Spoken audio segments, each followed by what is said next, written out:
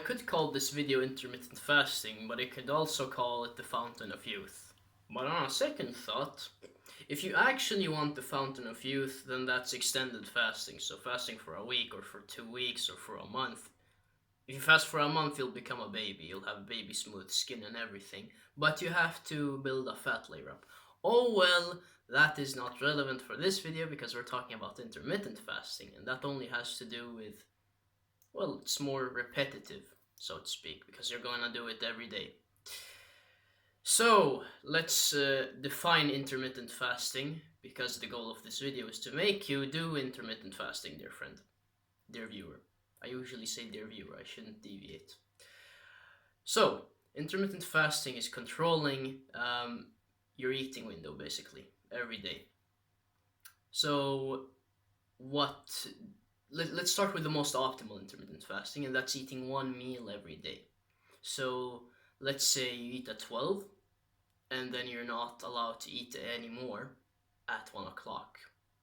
And of course, you're allowed to drink water and anything that doesn't contain calories.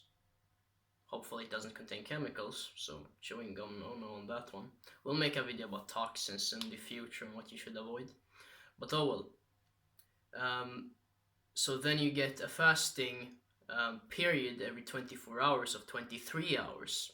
And we'll explain why that's amazing. But what people in the health community usually advocate to, I shouldn't say the layman, but the people who are trying to get into the health community, is to fast for 16 hours and to have an eating window of 8 hours. So you might begin eating at 10 o'clock, and then you're not allowed to eat anymore at 6 o'clock.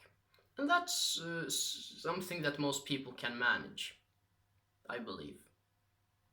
Now that's intermittent fasting, to have a certain eating window. Now before we go on, I like to have a main meal and then a little smaller meal that fulfills certain purposes. And because of food combinations, I have to wait for the first meal to digest. So I do 20 and 4. So I have a fasting window of 20 hours, and I eat in this 4-hour period. That's what I do. That works for me. And once or twice a month, I do a 48-hour fast. That's what I do when it comes to fasting. Oh well.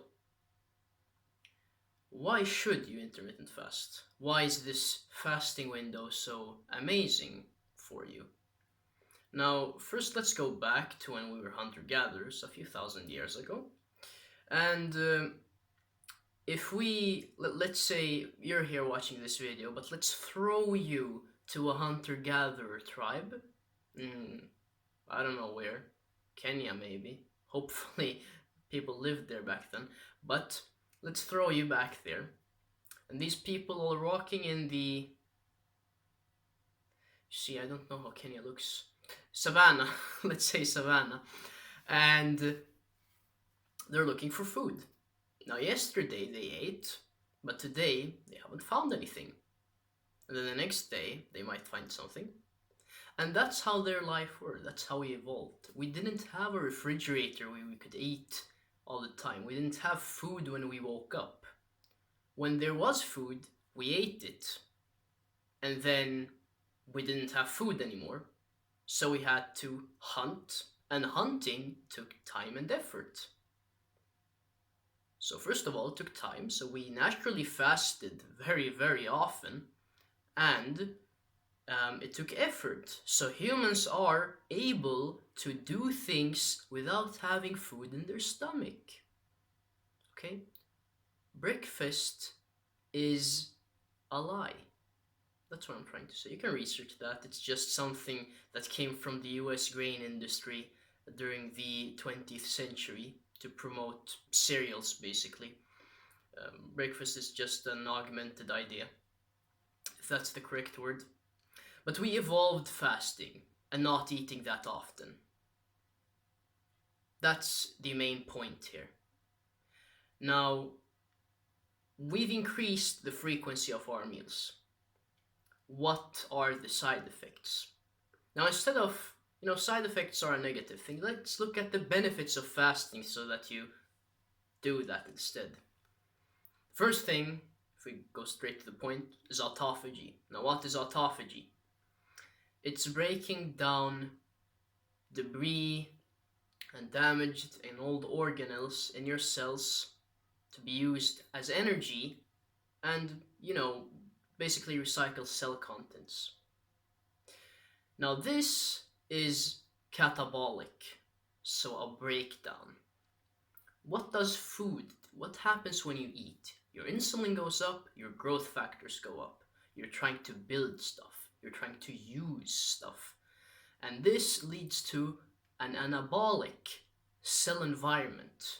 An anabolic, you could say, or anabolism is building stuff, creating more cells, cell division.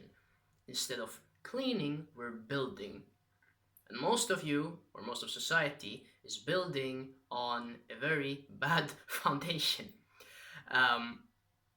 So, long story short, the absolute best way of activating autophagy when it comes to, this is not just my opinion, this is science, this is basically science, is fasting. You have to fast to activate autophagy, to recycle your cell components, to get catabolic activity in there. And trust me, I've mentioned this before, but after a 48-hour fast, your skin will look amazing, and that's due to autophagy. And that's just a small part of autophagy. If you look at the graphs and how much autophagy you get, depending on how long you fast. Usually you get a bunch of autophagy when you do the after 4 days, but after 48 hours or after, it starts getting there after 36 hours. So it really requires a bit of time. But of course, you will get a lot more autophagy if you make your fasting period go from 12 hours to 16 hours. Those 4 hours are crucial. And if you generally reduce snacking, then your insulin spikes and so on will look a little bit better. So that's the first thing.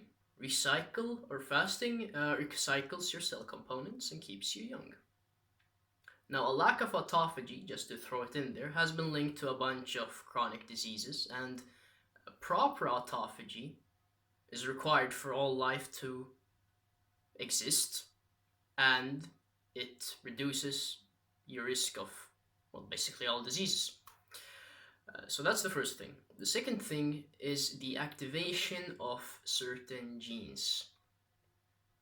Now, I want to talk about a trade-off that I was hearing a geneticist from Harvard talk about on the Joe Rogan podcast. I believe his name is David Sinclair. He was talking about this idea where let's take an athlete. People would call this person a bit more superior when it comes to his physical appearance and ability. And they'll generally call this person healthy. And this person is naturally very strong. They're an endurance athlete. They can do a bunch of things. And they're a prime human, you could say. They're probably eating a lot because they're moving a lot. And this has a trade-off. You see, longevity genes are activated when your body senses that you're in crisis. And that happens when you haven't eaten for a period of time. So when you fast, what I'm trying to say is, when you fast, you'll activate, at least from a cancer perspective, FOXO genes and NRF2. Or I shouldn't even say cancer, because these things have benefits all over your body, because what FOXO genes and NRF2 genes do, they're transcription factors. They tell the cell to produce antioxidants. They create antioxidants. They create more glutathione. So if you fast, you'll get more glutathione, you'll look younger, you'll feel better, you'll reduce your risk of all diseases, and that's probably what you want. And if you snack all the time and you don't allow your body to rest in a catabolic state, you'll never get these benefits, and your levels of antioxidants will always be low. Now, the last thing I want to throw in there, this is more relevant to cancer, But if you think about what happens when you fast, you get into a catabolic state, so breaking down stuff, and you shift your energy usage from glucose to ketones. Now, there's a beautiful man called Otto Warburg, and he discovered how the cancer cell metabolism um, is altered in comparison to a healthy cell. And cancer cells basically they can't use oxygen, and they want a bunch of glucose, and they produce a lot less energy, but they divide very well, and they want an anabolic place to live. So if you fast, you're basically doing the opposite. It doesn't require you don't have to be a genius to make this connection that if you fast, you're basically punching cancer cells in the balls. So to conclude, if you intermittent fast, you'll reduce your risk of all chronic diseases, you'll look younger, you'll feel better, you'll increase your antioxidant status, and if you can't go 24 hours without eating, then that probably means that you have a severe blood sugar issue. Either you have hypoglycemia or hyperglycemia, because a normal human should be able to go many hours without eating. That was basically everything I wanted to say. And the longer the fasting period every day is, the better you'll be off. Over and out for now.